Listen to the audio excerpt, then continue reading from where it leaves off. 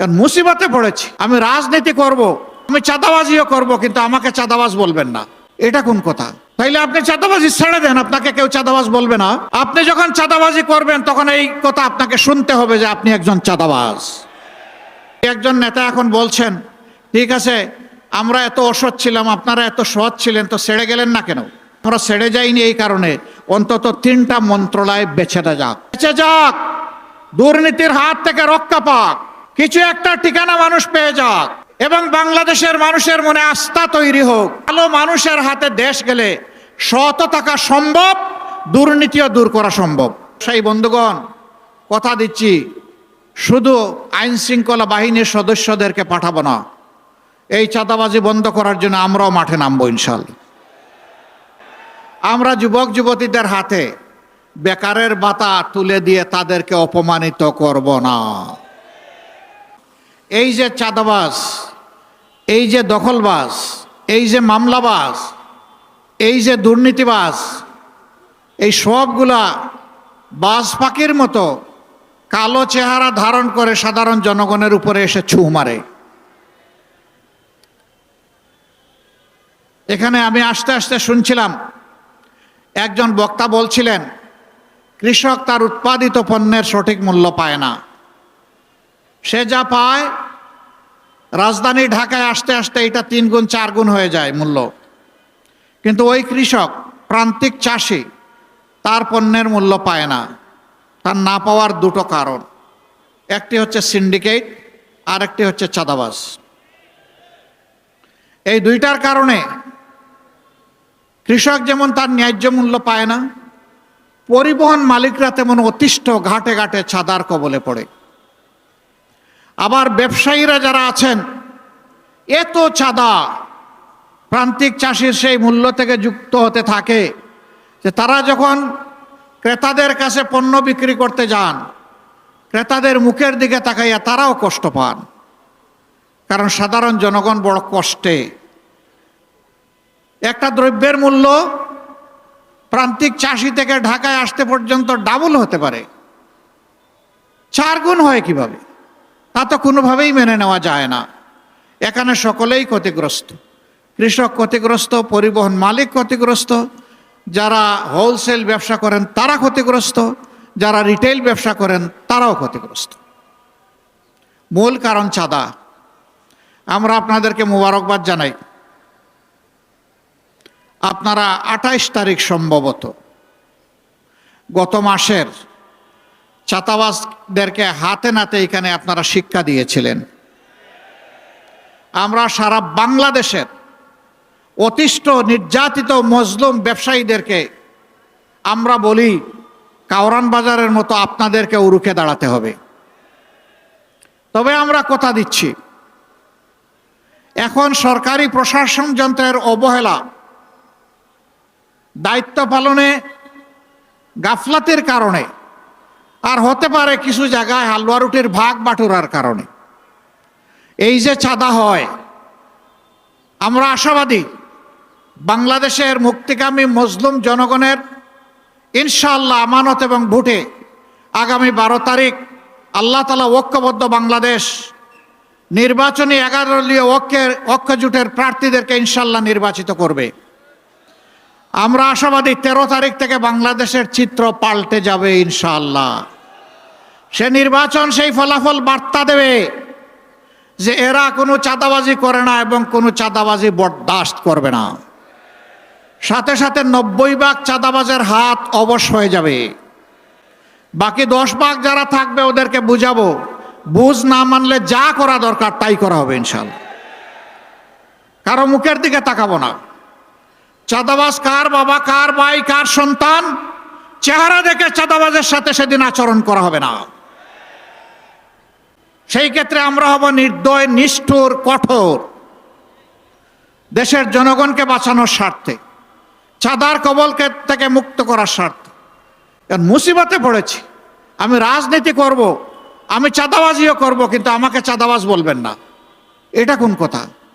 তাইলে আপনি চাঁদাবাজি ছেড়ে দেন, আপনাকে কেউ চাঁদাবাজ বলবে না। আপনি যখন চাঁদাবাজি করবেন তখন এই কথা আপনাকে শুনতে হবে যে আপনি একজন চাঁদাবাজ। চাঁদাবাজির সাথে রাজনৈতিক সম্পর্ক কি? এটি তো দুর্বৃত্তপনা। রাজনীতি হচ্ছে নীতির রাজা, যা মানুষকে সম্মান দিবে, নিরাপত্তা দেবে, যা মানুষের হাতে কাজ তুলে দেবে। এই সাথে চাঁদাবাজের কি সম্পর্ক? কিন্তু আমরা জর্জরিত এর জ্বালায়। প্রিয় জনগণ, প্রিয় ব্যবসায়ী বন্ধুগণ, কথা দিচ্ছি, শুধু আইন শৃঙ্খলা বাহিনীর সদস্যদেরকে পাঠাবো না, এই চাঁদাবাজি বন্ধ করার জন্য আমরাও মাঠে নামবো ইনশাআল্লাহ। সাথে আইন শৃঙ্খলা বাহিনী থাকবে। আমরা বিশ্বাস করি চাঁদাবাজি এবং দুর্নীতি বন্ধ করলে বাংলাদেশ জাম্প দিয়ে, লাফ দিয়ে সামনের দিকে এগিয়ে যাবে।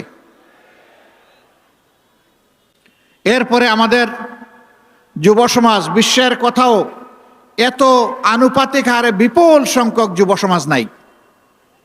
প্রত্যেকটি যুবক আমাদের দেশ গড়ার কারিগর, প্রত্যেকটি যুবতী আমাদের দেশ গড়ার কারিগর।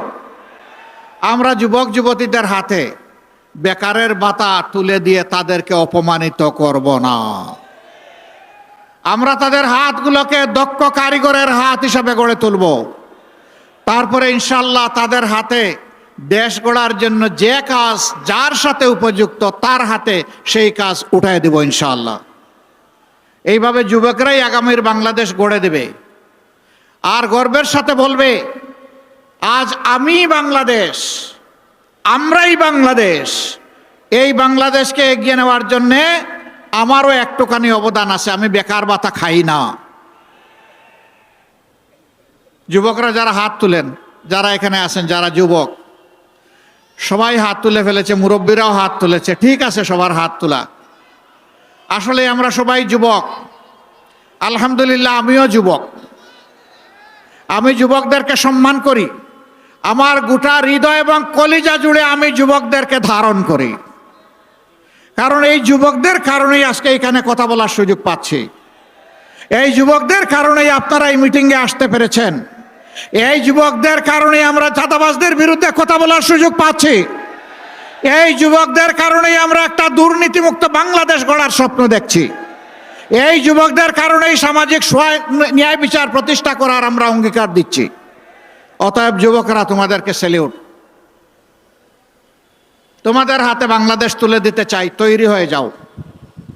তোমরা থাকবা বাংলাদেশ নামের যে এয়ারক্রাফট, যে প্লেন, যে উড়োজাহাজ, এইটার ক্যাপ্টেন হিসাবে তোমরা বসবা ককপিটে, আমরা বসবো প্যাসেঞ্জারের সিটে।